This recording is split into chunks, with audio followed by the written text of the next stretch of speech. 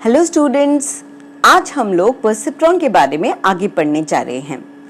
Last lecture में हमने क्या पढ़ा था? लास्ट लेक्चर में हमने परसेप्ट्रॉन को इंट्रोड्यूस किया था कि किस तरह से फ्रैंक रोज़नब्लैट ने कैसे डिस्कवरी की थी परसेप्ट्रॉन की, what is the difference between a perceptron and an MP neuron, और साथ ही साथ में हमने बहुत ही इंपॉर्टेंट यूनिवर्सिटी के न्यूमेरिकल्स किए थे जो कि यूजुअली 5 मार्क्स के आते हैं यूनिवर्सिटी एग्जाम्स में। तो हम आज क्या करने जा रहे हैं? आज हम लोग करने जा रहे हैं परसेप्ट्रॉन का एल्गोरिथम। ठीक है, आज हम लोग करने जा रहे हैं परसेप्ट्रॉन का एल्गोरिथम एज वेल एज, क्योंकि ये वाला जो क्वेश्चन है ये भी आपका 10 मार्क्स के आसपास का यूनिवर्सिटी एग्जाम में आता है। और अगर एल्गोरिथम नहीं आता है तो सेकेंड ऑप्शन हमेशा पूछा जाता है कि either you have to implement basic gates like AND gate या OR gate using perceptron। ठीक है, तो हम ये दो इंपॉर्टेंट क्वेश्चन करने जा रहे हैं और ये दोनों के दोनों क्वेश्चन अगर आते हैं तो ये दोनों हमारे 10 मार्क्स के आसपास के आते हैं। तो लेट्स स्टार्ट द लेक्चर। तो जैसे कि हमने आपको लास्ट क्लास में बताया था कि perceptron was introduced by Frank Rosenblatt in 1957। ठीक है, शुरुआत में इन्होंने परसेप्ट्रॉन का यूज किया था एक इमेजेस को क्लासिफाई करने के लिए। ठीक है, और he was the first pioneer in introducing the perceptron. ठीक है, और चूंकि ये एक बहुत फेमस साइकोलॉजिस्ट थे तो इनको जो परसेप्ट्रॉन का आइडिया है वो ब्रेन से ही आया था। तो जिस तरह से ब्रेन में हमारे मिलियंस ऑफ न्यूरॉन्स होते हैं और वो मिलियंस ऑफ न्यूरॉन्स, ये जो डेंड्राइट्स होते हैं, इनमें से इनपुट्स रिसीव करते हैं। ठीक है, और ये जो इनपुट्स हैं ये डिफरेंट जो हमारी सेल बॉडी या जो सोमा होता है उसके अंदर ये प्रोसेस होता है, और प्रोसेस होने के बाद ये फर्दर ये अगर वो हमारी इंफॉर्मेशन थ्रेशोल्ड लेवल को लेट से ट्रिगर करता है तो ये इंफॉर्मेशन फर्दर कैरी फॉरवर्ड होती है थ्रू द एक्सॉन। ठीक है, तो जैसे कि इस बार एक और नया एग्जाम्पल ले लेते हैं हम लोग। ठीक है, एग्जाम्पल्स की कोई कमी तो है नहीं। तो लेट्स से जैसे कि अगर मैं कार ड्राइव कर रही हूँ तो कार ड्राइव करते हुए जो हमारे सेंसरी ऑर्गन्स जनरली काम करते हैं, जैसे हमारी आईज है उसमें से भी आपको इनपुट्स आते हैं, या जैसे कि लेट्स से ईयर्स हैं उसमें से भी आप ही सुनते भी हो कि दूसरी वाली जो सामने वाली कार है वो कितनी पास आ रही है या कितनी दूर है। ठीक है, तो आप इन सारे सेंसरी ऑर्गन से इनपुट लेते हो। तो जब तक सामने वाली कार लेट्स से थोड़ी क्लोज है आप ब्रेक को नहीं मारते, you do not trigger to apply brake. लेकिन जैसे ही अगर आपने देखा वो कार आपसे भिड़ने वाली है, बहुत ज्यादा क्लोज आ गई है ट्रैफिक में, तो आपका ये एक थ्रेशोल्ड लेवल क्रॉस करता है और आप ये ट्रिगर हो जाता है और आप अपने दूसरे सेल को इंफॉर्मेशन प्रोसेस करके भेजते हो कि भैया अब लेग्स को इंफॉर्मेशन भेजो कि हमारे जो लेग्स हैं अब वो ब्रेक मारे। तो इस तरह से आपका ये कोई भी इंफॉर्मेशन ब्रेन में प्रोसेस होके ट्रिगर होती है। तो ऑन द सिमिलर बेसिस ये जो हमारा एक परसेप्ट्रॉन है, ये जो मैं सर्कल से डिपिक्ट कर रही हूँ, ये कंप्लीट परसेप्ट्रॉन है। तो इस परसेप्ट्रॉन में भी दो हिस्से होते हैं। एक होता है हमारा समिंग यूनिट, ठीक है, और दूसरा होता है हमारा एक्टिवेशन यूनिट, यानी कि जो ट्रिगर करता है। तो समिंग यूनिट का काम क्या होता है? ये लेट से Yn यानी कि समेशन प्रोड्यूस कर रहा होता है। जैसे अगर ये मेरे इनपुट्स हैं x1, x2, x3, x2, x3, x4, अगर ये मेरे इनपुट्स हैं तो इसका काम क्या होता है? ये वेटेड सम कैलकुलेट करता है, जैसे x1 w1 plus x2 w2। ठीक है, अब ये वेट्स का क्या रोल होता है? वेट्स का ये रोल होता है कि हम किस चीज को कितना वेटेज दे रहे हैं। जैसे अगर हम ड्राइव करते हुए ऑब्वियसली जो आईज से इंफॉर्मेशन आ रही है उसको हम ज्यादा वेटेज देते हैं, बिकॉज जो सामने हमें दिख रहा है ऑब्वियसली वो ज्यादा इंपॉर्टेंट है, उसको हमने लेट से 0.9 का वेटेज दिया, और साथ ही साथ में हम सुनते भी रहते हैं तो उसको लेट से हमने 0.6 या 0.7 का वेट दिया। ठीक है, weight means the importance given to the input. ठीक है, तो हमने ये इस तरह से वेटेड इनपुट्स हमने ये असाइन किए और फिर उनका हम यहाँ सम निकालते हैं प्लस बायस। ठीक है, what is the role of this bias? Bias हमारी पूरी इस वेटेड सम को, जैसे हमने लास्ट क्लास में आपको बताया था किस तरह से ये पूरी इंफॉर्मेशन को अप या लो करने के लिए काम आता है। ठीक है, फिर उसके बाद हम इसको अप्लाई करते हैं एक्टिवेशन ब्लॉक के थ्रू। अब एक्टिवेशंस के ऊपर भी हमने एक सेपरेट लेक्चर बनाया है, आप उसको सुन सकते हैं, लेकिन राइट नाउ जो परसेप्ट्रॉन ओरिजिनली जो फ्रैंक रोजेनब्लैट ने इंट्रोड्यूस किया था उसमें बहुत ही सिंपल सा एक्टिवेशन यूज किया गया था, and that was your threshold activation, कि अगर एक थीटा के ऊपर जा रहा है, ठीक है, अगर एक थीटा से ऊपर वैल्यू है तो 1, और अगर एक थ्रेशोल्ड वैल्यू से बिलो अगर आपका इनपुट वाई इन कैलकुलेट अभी हो रहा है, ठीक है, अगर वाई इन की वैल्यू एक थीटा के अबव है, देन वाई आउटपुट जो भी आपका आएगा that will be equal to 1। Else अगर वाई इन की वैल्यू थीटा से कम है तो आउटपुट विल बी 0। तो ये आपका सिंपली बाइनरी थ्रेशोल्ड से हमने ये आपको एक्सप्लेन किया था। फिर इसके बाद हमने आपको जनरली बताया था कि जो एक सिंपल आपका परसेप्ट्रॉन है, सिंगल परसेप्ट्रॉन है, वो एक डिसीजन मेकिंग यस या नो या ट्रू या फॉल्स की कर सकता है इस तरह से, क्योंकि ये जो आपकी इक्वेशन बनी है y it is equal to W X plus bias, तो यहाँ पे जो डब्ल्यू एक्स प्लस बायस ये बिल्कुल इक्वेशन इक्विवेलेंट है, जैसे कि हमारी एक अगर हम लाइन की इक्वेशन बनाए y is equal to M X plus C, तो यहाँ पे जो बायस है वो इंटरसेप्ट का काम करता है, ठीक है, और जो वेट्स हैं वो हमारे स्लोप का काम करते हैं। तो स्लोप का रोल क्या होता है, इन आपकी जो लाइन है इसको ये स्लोप देता है, मतलब किस एंगल से ये टिल्टेड होनी चाहिए, और बायस का काम क्या होता है या इंटरसेप्ट का काम क्या होता है, ये फ्रॉम ओरिजिन ये कितनी दूरी पर ये होना चाहिए, ठीक है। तो जैसे अगर मेरी ये वाली लाइन है,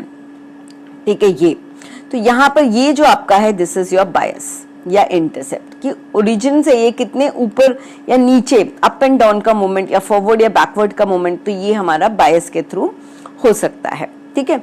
तो चलिए अब हम इसमें थोड़ा सा और अंडरस्टैंड करते हैं कि अब क्वेश्चन ये भी आता है कि भाई अगर मुझे बाइनरी क्लास क्लासिफिकेशन नहीं करना है, उसकी जगह अगर मुझे मल्टी क्लास क्लासिफिकेशन करना है, तो क्या एक सिंगल परसेप्ट्रॉन कर सकता है? आंसर होगा नो। अगर मुझे मल्टी क्लास क्लासिफिकेशन करना है तो उसके लिए मुझे कम से कम multi layer perceptron, this is my multi layer perceptron, ठीक है। तो मुझे मल्टी लेयर परसेप्ट्रॉन का इस्तेमाल करना पड़ेगा अगर मुझे मल्टी क्लास क्लासिफिकेशन करना है, या फिर इवन अगर इस तरह का लीनियर क्लासिफिकेशन नहीं है, अगर इस तरह की बजाय मेरा इस तरह का क्लासिफिकेशन है, लेट्स से ये मेरे एक कुछ इनपुट्स हैं और ये मेरे दूसरे वैरायटी के इनपुट्स हैं, अगर इन दोनों को मुझे अलग अलग क्लासेस में डिस्ट्रीब्यूट करना है तो मुझे इधर पे एक लाइन तो काम नहीं करेगी, इधर एक मेरा सर्कल काम करेगा। तो जो भी डेटा लीनियरली सेपरेबल नहीं होता, जैसे यहाँ पर ये जो डेटा है this is linearly separable. Linearly separable एक टर्मिनोलॉजी होती है जिसका मतलब होता है इस डेटा को आप सिंगल लाइन से या स्ट्रेट लाइन से सेपरेट कर सकते हो। तो अगर जो डेटा लीनियरली सेपरेबल नहीं है, नॉन लीनियरली सेपरेबल है, उसके लिए मुझे एक सिंगल परसेप्ट्रॉन से बात नहीं बनेगी, उसके लिए मुझे मल्टी लेयर परसेप्ट्रॉन का इस्तेमाल करना पड़ेगा। या फिर अगर मुझे मल्टी क्लास क्लासिफिकेशन करना है वहां पर भी मुझे मल्टी लेयर परसेप्ट्रॉन का इस्तेमाल करना पड़ेगा। तो इस लेक्चर में फिलहाल हम लोग फोकस करेंगे on single layer, on single neuron perceptron, मतलब सिंगल वाले परसेप्ट्रॉन पे हम लोग फोकस करेंगे। तो अब हम इसके लर्निंग रूल पर आते हैं और इसके बाद हम एंड गेट आपको इम्प्लीमेंट करके बताएंगे। तो परसेप्ट्रॉन का लर्निंग रूल क्या कहता है कि सबसे पहले आप वेट्स और बायसेस को इनिशियलाइज कीजिए। जनरली इसके वेट्स और बायसेस की value let's say W0, W1 इन सब की वैल्यू जनरली हम जीरो कर देते हैं इनिशियलाइजेशन में, और बायस की वैल्यू भी हम लोग लेट्स से 0 कर देते हैं, ठीक है। फिर उसके बाद मतलब हम एक्चुअली कोई रैंडम वेट्स या बायसेस भी डाल सकते थे, ओके। फिर उसके बाद है next calculate the output of the network. अब output of the network, summing network का आउटपुट क्या था, y is equal to bias plus x1 W1 plus x2 W2 इस तरह से, ठीक है। तो ध्यान रखिएगा इस ये जो समीशन है इसको हम ये समीशन वाले सिंबल से भी रिप्रेजेंट कर सकते हैं, where i is equal to 1 to n, i is from 1 to n, मतलब आपके n अगर ट्रेनिंग एग्जांपल्स हैं यहाँ पर तो i equal to 1 to n, ठीक है, इस तरह से, okay, where n is the number of input neurons in the input layer. ठीक है। फिर अब इसके आगे हम क्या करते हैं, अब हम इस पे फंक्शन अप्लाई करते हैं। तो जो हमारे न्यूमेरिकल में हमने जो फंक्शन अप्लाई किया हुआ है वो ये वाला फंक्शन अप्लाई किया है कि अगर मेरी वैल्यू इस थीटा के ऊपर है, ठीक है, तो ये होगा 1, ठीक है। अगर थीटा के बराबर है तो इसकी वैल्यू होगी 0, और अगर थीटा से कम है तो इसकी वैल्यू होगी -1, ठीक है। तो हम कोई भी एक्टिवेशन फंक्शन अप्लाई कर सकते थे, पर राइट नाउ जो हमने न्यूमेरिकल है उसमें हमारा ये वाला एक्टिवेशन फंक्शन हम यूज करने जा रहे हैं, ठीक है। तो ये इस तरह से ये मेरा एक्टिवेशन, हमने लास्ट क्लास में आपको कुछ एक्टिवेशन और भी बताए थे, या प्रीवियस स्लाइड में भी आपको बाइनरी थ्रेशोल्ड एक्टिवेशन के बारे में बताया था। इस वाले एक्टिवेशन को हम क्या कह सकते हैं, this is also called as bipolar. Bipolar, इसमें बाय शब्द का मतलब होता है +1 से -1, तो बाइपोलर, पोलर मतलब +1 से -1 इसकी रेंज करेगी। अगर थीटा के ऊपर है तो +1, थीटा से बिलो है तो -1, ओके। तो अब हमारी ये लर्निंग कब तक चलेगी, मतलब हमें कब तक ये लर्न करना चाहिए, तो हम लोग इसको तब तक लर्न करते हैं जब तक कि हमारी ये जो है this is our 3rd step, okay, this is our 4th step.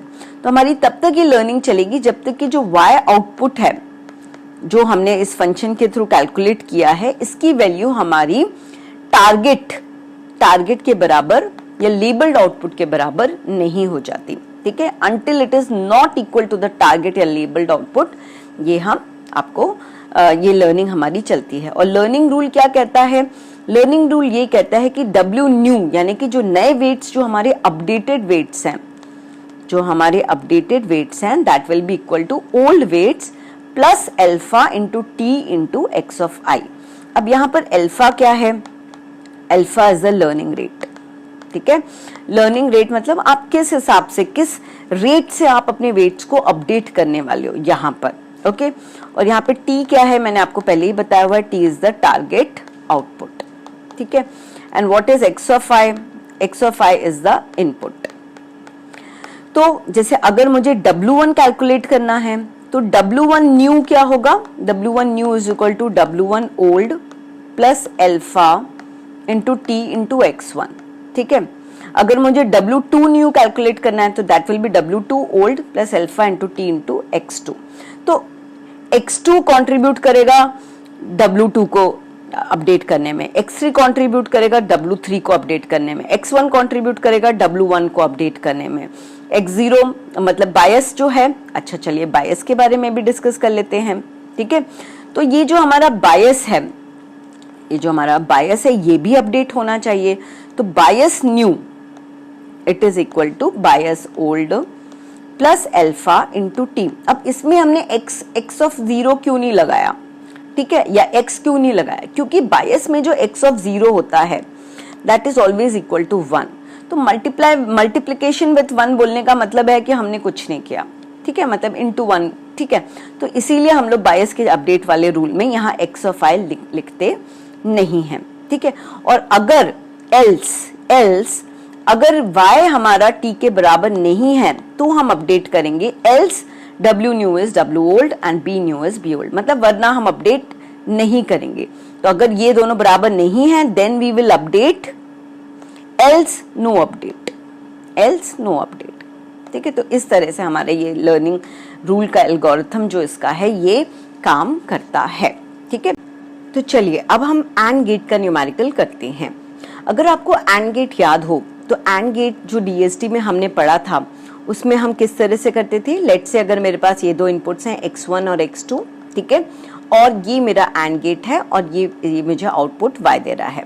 तो अगर आपको याद हो x1, x2 और y, अगर मैं इसका ट्रुथ टेबल प्लॉट करूं तो if it is 0 0 then it is let's say 0 0 1 के लिए भी ये 0 है, 1 0 के लिए भी ये 0 है, और ये 1 1 के लिए सिर्फ 1 होता है। इसका मतलब कि जब तक मेरे दोनों इनपुट सेम नहीं होते तब तक मेरा दोनों इनपुट्स हाई 1 1 नहीं होते तब तक मेरा आउटपुट 1 नहीं होता, ठीक है। तो ये तो था हमारे अगर नॉर्मल हमारे इनपुट्स हैं, बाइनरी इनपुट्स हैं, इस तरह के इनपुट्स को हम क्या कहते हैं, we call it as a binary input, ठीक है, एंड बाइनरी टारगेट्स। और ये जो y है, ये y की जगह हम इसको यहाँ पे टारगेट t भी लिख सकते हैं, ठीक है। एंड तो this is my binary input and binary target. ठीक है, तो बाइनरी में क्या होता है कि यहाँ पर जो इनपुट्स है आउटपुट्स है उसकी वैल्यू 0 या 1 होती है। लेकिन अगर क्वेश्चन में आपको बड़ा ट्रिक तरीके से पूछ लिया जाए कि implement and get for bipolar inputs and bipolar targets, तो भाई अब तो बड़ी मुसीबत आ गई। अब हम क्या करेंगे? तो आपको कोई बहुत बड़ी मुसीबत भी नहीं आई है, आपको बस इतना करना है कि जहां जहां 0 है, ठीक है, इस ट्रुथ टेबल में जहां जहां 0 है वहां -1 लिखना है, और जहां जहां 1 है उसको बस 1 लिखना है। तो बस सेम ट्रुथ टेबल आपका लागू होता है। तो अब आप इसको चेक कर लीजिए, अगर दोनों इनपुट्स 1 थे तो ऑब्वियसली आउटपुट मेरा 1 आएगा। ठीक है, करेक्ट। जब अगर 1 या 0 था तो आउटपुट मेरा 0 आएगा, तो बस 0 की जगह आपको -1 लिखना है। अगर 0 1 था तो भी आउटपुट 0 आएगा, तो 0 की जगह आपको अगेन -1 लिखना है। और अगर 0 0 है तो आउटपुट 0 आएगा, तो यहाँ पर भी -1 अगर मेरे इनपुट है तो आउटपुट मेरा -1 आएगा। तो सबसे इंपॉर्टेंट चीज तो यही है कि आपको यहाँ पर अगर क्वेश्चन में दिया है बाइपोलर इनपुट्स, मतलब जो इनपुट्स हैं वो -1 या 1 हो सकते हैं, एंड बाइपोलर टारगेट्स मतलब आउटपुट्स भी आपके, या जो टारगेट टी है, ठीक है, दिस इज माय टारगेट, तो ये जो मेरे टारगेट हैं ये इसकी वैल्यू भी 1 या -1 ही हो सकती है। ठीक है, तो इस ट्रुथ टेबल को प्लॉट करने के ही आपको आउट ऑफ 10 कम से कम 1 से 2 मार्क्स आपको इस ट्रुथ टेबल को प्लॉट करने के ही मिल जाते हैं। क्लियर? अब इसके आगे मैंने आपको क्या बोला था, आप रैंडम वेट से इनिशियलाइज करिए। तो W1, W2 और बायस, इन तीनों की वैल्यू हमने इनिशियली 0 ले ली। ठीक है, और लर्निंग रेट यानी कि जो अल्फा है उसकी वैल्यू हमने यहाँ पे 1 ले ली। तो चलिए अब हम लर्निंग रूल कैसे अप्लाई करते हैं हम ये यहाँ पर सीखेंगे। तो यहाँ पर आप देखिए, आपको फर्स्ट इनपुट पैटर्न अगर मैं लूं तो यहाँ पर x1 1 है, x2 1 है, और मेरा जो टारगेट है वो भी मेरा 1 है। ठीक है, now what you need to calculate, सबसे पहले अगर लेट्स से ये मेरा x1 है, ये मेरा x2 है, ठीक है, तो सबसे पहले हम क्या कैलकुलेट करेंगे, y in कैलकुलेट करेंगे। तो y in is equal to, और साथ में एक बायस भी लगा हुआ है, ठीक है, बायस का इनपुट हमेशा 1 माना जाता है। तो बायस plus x1 W1 plus x2 W2 हमने ये किया, और फिर हमने जो तीनों वैल्यूज हैं बायस की 0, W1 की और W2 की भी हमने वैल्यू 0 लेकर हम चले। ठीक है, तो हमने बस ये सारी वैल्यूज पुट कर दी और हमारा y in की वैल्यू आई 0। अब हमने यहाँ पर लगाया हमारा एक्टिवेशन फंक्शन। ठीक है, अगर कुछ भी नहीं मेंशन्ड है तो आप यहाँ पर बाइपोलर थ्रेशोल्ड एक्टिवेशन फंक्शन लगा सकते हो। अब यहाँ पर कोइंसिडेंटली ये जो हमारा थ्रेशोल्ड फंक्शन हम यूज कर रहे हैं, इसका थ्रेशोल्ड की वैल्यू क्या है, यहाँ पर इसकी थ्रेशोल्ड की वैल्यू इस न्यूमेरिकल में आपको 0 है। इसका मतलब ये जो बाइपोलर थ्रेशोल्ड है ये इस तरह से होगा। ठीक है, with theta is equal to 0। तो अगर 0 से ऊपर है तो 1, 0 के बराबर है तो 0, और 0 से छोटा है तो -1। ठीक है, तो इस तरह से आप यहाँ पर शो करोगे आपका ये activation function, this is my activation function. Fine, तो अब चूंकि 0 आया था तो आउटपुट भी इसका क्या आएगा, फंक्शन के बाद इसका y आउटपुट क्या आएगा या y क्या आएगा, it will be your 0।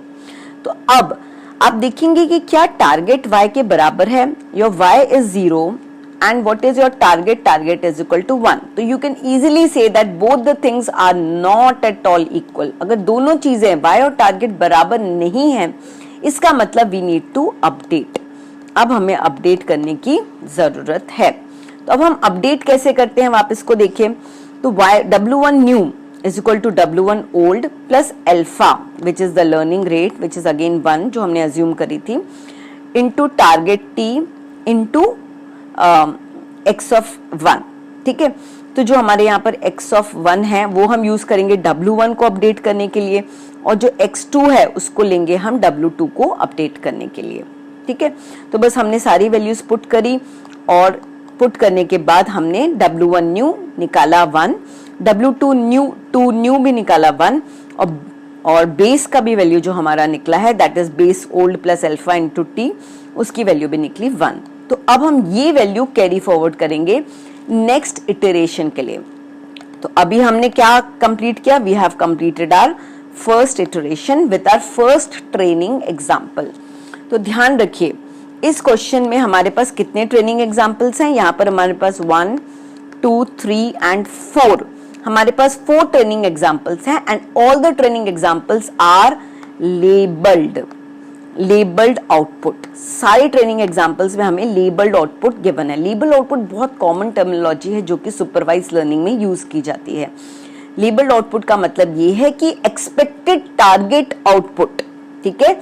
Labelled output का मतलब ये है कि जो एक्सपेक्टेड टारगेट आउटपुट है वो हमें पहले से ही क्वेश्चन में गिवन होता है और फिर हम चेक करते हैं कि हमारा प्रेडिक्टेड आउटपुट टारगेट आउटपुट के बराबर है कि नहीं है। तो यहां पर हम अपडेट कब करते हैं? यहां पर हम अपडेट तब करते हैं जब हमारा प्रेडिक्टेड आउटपुट यानी कि जो y आउटपुट हमारा कैलकुलेट हुआ, ये y when it is not equal to the expected labelled या टारगेट आउटपुट के बराबर ना हो, तभी हम लोग अपडेट करते हैं। ओके, चलिए अब नेक्स्ट इटरेशन की तरफ जाते हैं। हम नेक्स्ट इटरेशन में आप देखेंगे कि अगर मैं सेकंड ट्रेनिंग एग्जांपल लूं, ठीक है, ट्रुथ टेबल में से सेकंड ट्रेनिंग एग्जांपल, तो x1 1, x2 -1 और टारगेट -1 है, ठीक है। तो अब इसके लिए अगेन मैंने yn कैलकुलेट किया, yn is equal to bias plus x1 w1 plus x2 w2। अब इस बार मेरी जो yn की वैल्यू आई है 1, अगर 1 ऑब्वियसली मेरा यहाँ पे 0 से ऊपर है क्योंकि थ्रेशोल्ड फंक्शन मैंने ये वाला अप्लाई किया हुआ है। तो अगर थीटा यहाँ पे 0, तो अगर 0 से ज्यादा है देन आउटपुट विल बी 1, 0 से कम है, 0 के बराबर है तो आउटपुट विल बी 0, वरना ये -1 होगा। तो obviously in this case y output is 1। अब आप फिर से देखिए कि क्या y आउटपुट इस टारगेट t के बराबर है? तो आप देखेंगे नो, द प्रिडिक्टेड आउटपुट, इसको बोलते हैं predicted output, is not equal to the target output या लेबल्ड आउटपुट भी आप इसको कह सकते हैं। तो अगेन अगर ये दोनों बराबर नहीं है तो again we need to update, हमें फिर से अपडेट करना पड़ेगा। And what is update rule? W new is equal to W old plus alpha into target into x1। तो x1 यूज करेंगे W1 को अपडेट करने के लिए, x2 यूज करेंगे W2 को अपडेट करने के लिए, एंड सिमिलरली बायस को हम अपडेट करते हैं। तो अपडेटेड वैल्यूज, अब हमारी फिर से अपडेटेड वेट्स और बायसेस क्या निकले? 0 is for W1, W2 is 2 and bias is 0। तो अब ये वैल्यू हमारी कैरी फॉरवर्ड होगी नेक्स्ट इटरेशन के लिए, ठीक है। तो अब हम जाते हैं नेक्स्ट इटरेशन पर।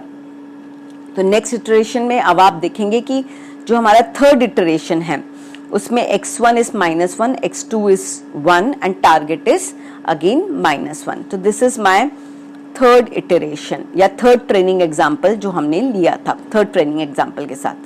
तो अब जो हमारे प्रीवियस हमने कैलकुलेट क्या किए थे, आपकी W1 की वैल्यू वॉज 0, W2 की वैल्यू वॉज 2 एंड बायस की वैल्यू वॉज 1। तो अब इन वैल्यूज को हम इस इक्वेशन में पुट करेंगे और yn कैलकुलेट करेंगे।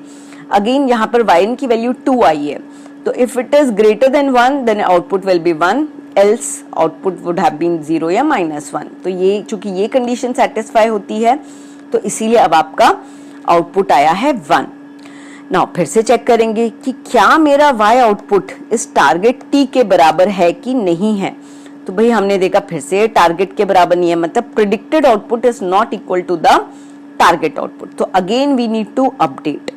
तो फिर से हमने अपडेट किए हमारे वेट्स और बायसेस और इस बार हमारी वैल्यू क्या आई है? W1 is 1, W2 is 1 and bias is -1। चलिए अब हम लास्ट इटरेशन पर आ गए हैं, ठीक है। तो लास्ट इटरेशन में हमारा जो x1 x2 की जो वैल्यू थी और टारगेट की value x1 was -1, x2 is -1 and target is also -1, ठीक है। तो अब हमने देखा था कि प्रीवियसली जो हमने कैलकुलेट करे थे W1 was 1, W2 was also 1 and बायस की जो वैल्यू थी दैट इज -1, ठीक है। अब इन वैल्यूज को हम यहाँ पे पुट करेंगे और हम निकालेंगे, तो जो हमारा y निकला that is coming out to be -3। अब -3 पर अगर हम फिर से वो एक्टिवेशन पुट करेंगे तो हमने देखा कि इसकी वैल्यू थीटा से जो है, इसकी वैल्यू थीटा से मतलब जो कि थीटा 0 था उससे हमारी कम है, तो यानी कि आउटपुट इस बार हमारा -1 आएगा। तो y output is coming out to be -1। अब आप फिर से चेक करेंगे कि क्या ये y आउटपुट हमारा टारगेट के बराबर है। तो आप देखेंगे कि वाओ, वाई आउटपुट टारगेट के बराबर है। तो चूंकि ये हमारा कन्वर्जेंस रीच हो गया, I am again repeating the word convergence. Convergence तब होता है जब हमारे टारगेट प्रिडिक्टेड आउटपुट जो है, जो हमारा प्रिडिक्टेड आउटपुट है वो हमारा टारगेट आउटपुट के बराबर हो जाता है। दैट मीन्स अब हमें और ज्यादा वेट्स को अपडेट करने की जरूरत नहीं है। ठीक है, तो बढ़िया, अब हमने कन्वर्जेंस रीच कर लिया। तो अब जो हमारे फाइनल वेट्स और बायसेस है, that is W1 is 1, W2 is 1 and B is equal to -1। तो इसको हम कहते हैं वन इपॉक। ठीक है, वन इपॉक में चूंकि हमारे पास 4 ट्रेनिंग एग्जांपल्स थे, हमने 4 बार इटरेशंस इसका परफॉर्म किया। अगर कन्वर्जेंस रीच नहीं होता तो हम एक और दूसरा इपॉक या तीसरे इपॉक तक भी हम जाते।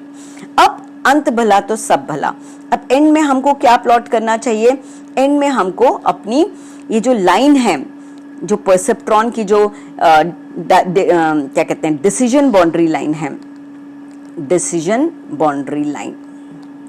ठीक है, तो अब हम इस लाइन को प्लॉट करेंगे। तो परसेप्ट्रॉन की ये लाइन हमने कैसे प्लॉट करी है, तो ये आप खुद ही देखिए। सबसे पहले हमने जैसे जो भी हमारे चारों ट्रेनिंग एग्जाम्पल्स थे, हमने उनको यहाँ पर प्लॉट किया। एक था हमारा 1 1, एक था 1 -1, एक था -1 1, एक था -1 -1। ठीक है, तो हमने यहाँ पे सबसे पहले चारों ट्रेनिंग एग्जाम्पल्स हमारे प्लॉट किए। फिर उसके बाद ये डिसीजन बाउंड्री हम कैसे प्लॉट किए।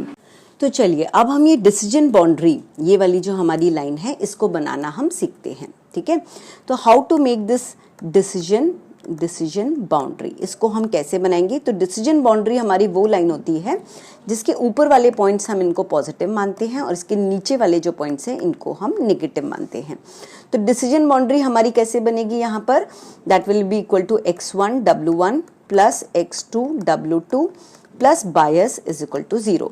तो ये मेरी डिसीजन बाउंड्री वाली लाइन है। अब हम इसमें वैल्यूज पुट कर देंगे, यानी कि x1 plus x2 minus 1 equal to 0, क्योंकि मैंने ये वाली वैल्यूज इसमें पुट कर दिए इस वाली इक्वेशन में। तो अब मेरी डिसीजन बाउंड्री एक बार आ गई है। अब डिसीजन बाउंड्री एक बार आ गई है, तब अब हम इसमें क्या करेंगे, लेट्स से हमने x1 की वैल्यू ले ली है 1, तो x2 की वैल्यू क्या कैलकुलेट होगी, x2 की value will be equal to -1 plus 1 that is equal to 0।